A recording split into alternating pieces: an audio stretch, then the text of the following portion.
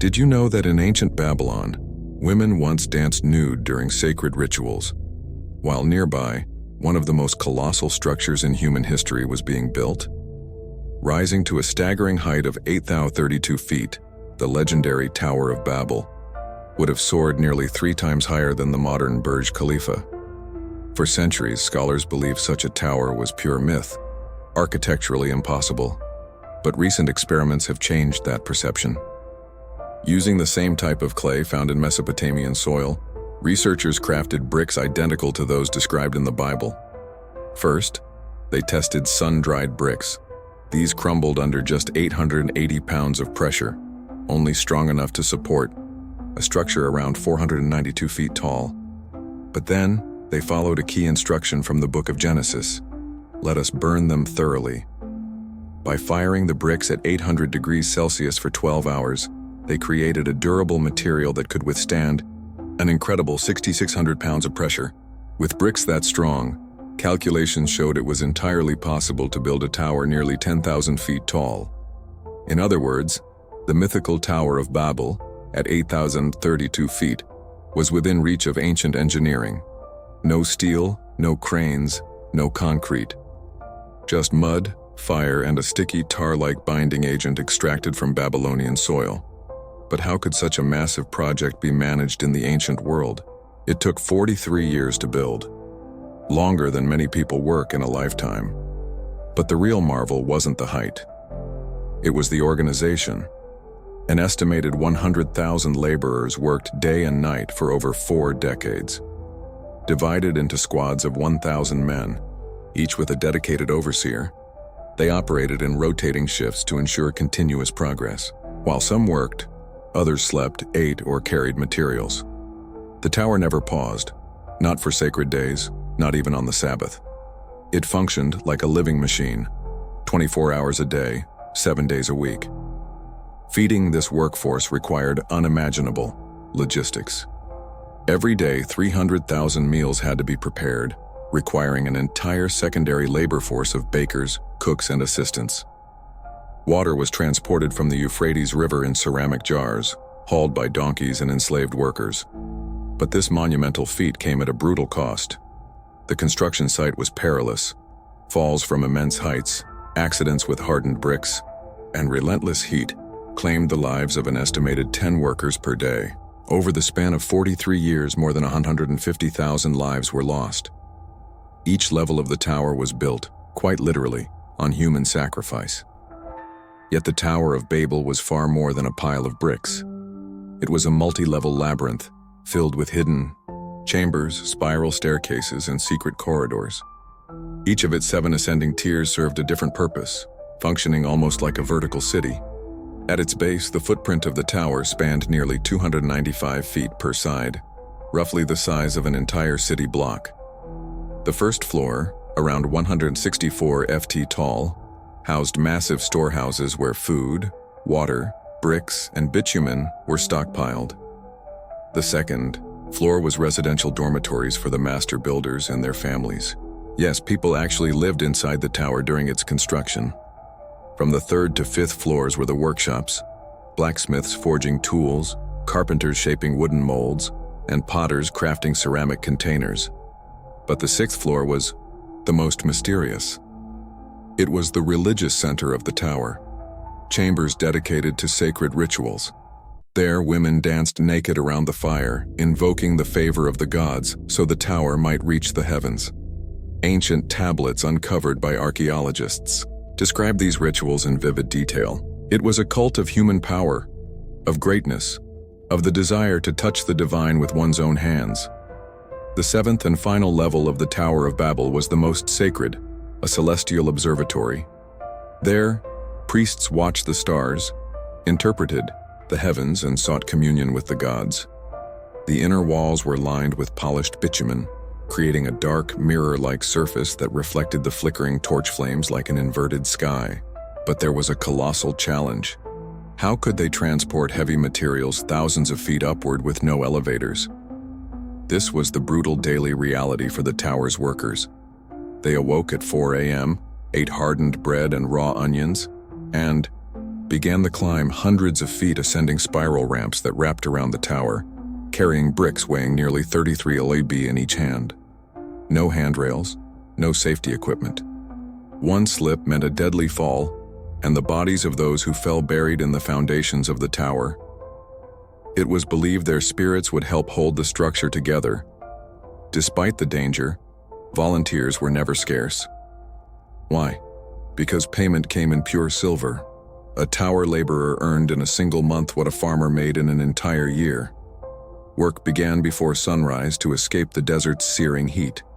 Each man carried 2 bricks at a time, trudging up the ramps beneath a merciless sun.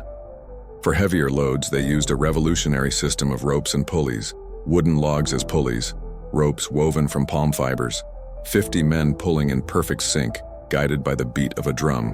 When the drum beat quickened, it meant someone important was ascending. When the drum suddenly stopped, it meant someone had fallen.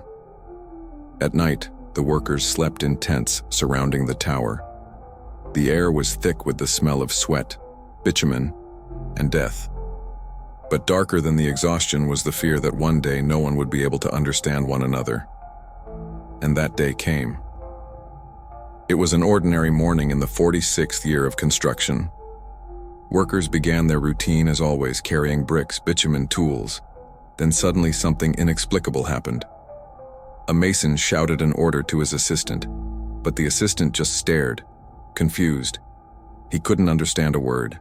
It was as if the master had spoken in an entirely foreign tongue. Within minutes, chaos erupted across the site. No one understood anyone anymore. Commands turned into noise. Master builders waved their arms in desperation, trying to be understood. Workers dropped tools, panicking.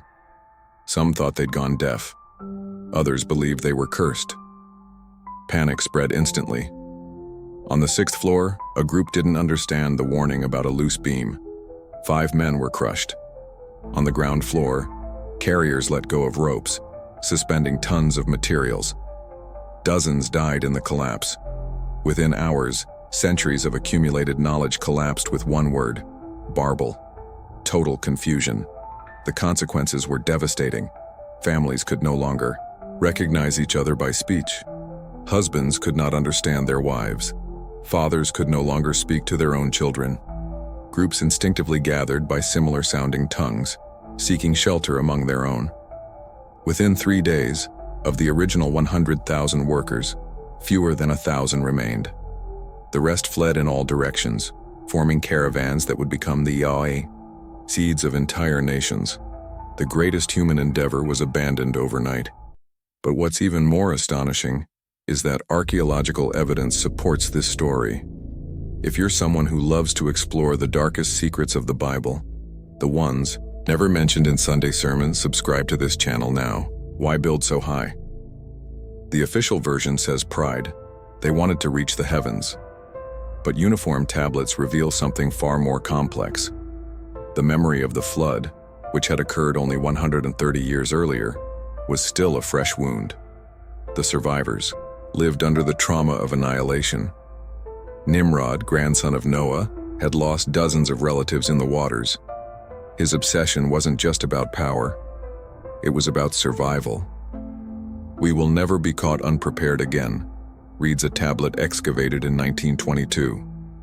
The tower would rise to 8,000 abaure. Not even the mightiest flood could reach its summit. It would be humanity's ultimate refuge. But there was more. The tower was also intended to serve as a cosmic antenna. At the top, priests would receive divine messages about coming catastrophes, droughts, plagues, invasions. Like a Wall Street informant who senses a crash before it happens, they would wield knowledge before disaster. And knowledge is power. Absolute power was the real goal. There was also a practical aspect: strategic visibility. An 8,000 FT structure could be seen from anywhere in Mesopotamia. Lost caravans would use it as a beacon. Enemy armies would tremble before a civilization capable of such a feat. It was the ultimate power display of the ancient world. But building that high came at a cost, and it wasn't measured in gold or silver.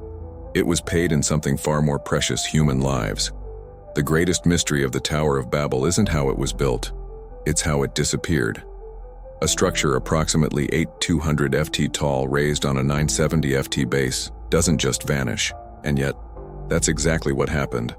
Where we should see the largest pile of ruins in human history, there is nothing. 3 main theories attempt to explain the enigma. First theory, a catastrophic earthquake. Mesopotamia lies on active tectonic plates, and a magnitude 9 quake could theoretically bring down such a structure. But earthquakes leave signs: mounds of debris, ground fissures, displaced sediments, and there is no geological record of any such quake from that time. Second theory, gradual dismantling. After the confusion of languages, people may have looted the tower's bricks to build new cities. It makes sense. High-quality bricks were extremely valuable. But we're talking about over 600 million bricks, enough to supply construction for centuries. And yet, archaeologists have found no trace of this material scattered across the region. Third theory, the most controversial one, divine disintegration. Ancient texts speak of fire from heaven and claim the tower turned to dust overnight. Scientifically impossible, maybe, but it's the only hypothesis that explains the complete absence of ruins, as if the matter itself simply ceased to exist. What, Aubrey? We know for certain is this: something extraordinary happened, and modern expeditions are still searching for answers. On the highest level of the Tower of Babel, around 7,875 ft above the ground, there existed a secret chamber. Very few were ever allowed inside. Not even the builders could enter. Only high priests and their virgin priestesses had access. What happened inside was Babylon's most guarded secret. Recently deciphered ununiform texts revealed the unthinkable. They were trying to open a portal. Literally, they believed that at the right altitude and with the correct rituals, they could tear the veil between worlds. According to the writings, where heaven touches earth, the gods walk among men. The tower's summit was designed as a cosmic machine, a circle of polished obsidian about 98 feet in diameter, engraved with astronomical symbols. At its center stood a solid gold altar where virgins danced naked under the full moon. Their menstrual blood was collected and mixed with liquid mercury, forming a magic mirror said to reflect other realms. Many of the priestesses went mad. Records tell of women who saw too much and never spoke coherently again. One of them, before leaping from the tower, screamed, "They are coming! The stars have eyes!" Her body was never found. Witnesses claimed she dissolved into light before hitting the ground. Perhaps the confusion of languages wasn't a divine punishment. Maybe they succeeded. Maybe something came through that portal. What do you think really happened? Was it God's judgment? Or did something cross over into our world? The builders of the Tower of Babel may have uncovered truths that humanity would only rediscover millennia later. It wasn't black magic. It wasn't alien technology. It was pure alchemy. And it all began with something deceptively simple: mud from the banks of the Euphrates. They molded bricks using a special kind of clay, not ordinary clay, but a rare compound found only in that region. But the real secret came next. Unlike typical homes of that era, whose bricks were sun-dried, the bricks of Babel were fired in enormous kilns, reaching temperatures of 1,470 degrees F, 800 degrees C. This intense heat transformed the molecular structure of the clay, making each brick as strong as stone. Yet even that wasn't the ultimate trick. The true genius was in the adhesive. They used natural bitumen, a thick tar-like petroleum that oozed from the earth in black pools. When heated, the bitumen penetrated deep into the brick pores, forming a bond stronger than modern cement. It's so durable that archaeologists have found Babel bricks still stuck together after 4,000 years. They tried separating them with hammers and failed. Each brick weighed about 33 lb, 15 kilos, and had impressive dimensions. To complete the tower, they needed 600 million bricks. It was an industrial scale production, 50,000 bricks per day, 365 days a year, with kilns running non-stop. To sustain this colossal energy demand, entire forests were consumed as fuel. But all that technology would have meant nothing without solving one fundamental problem: how to lift 33 lb bricks more than 6,500 ft, nearly 2 kg into the air. Thanks for watching.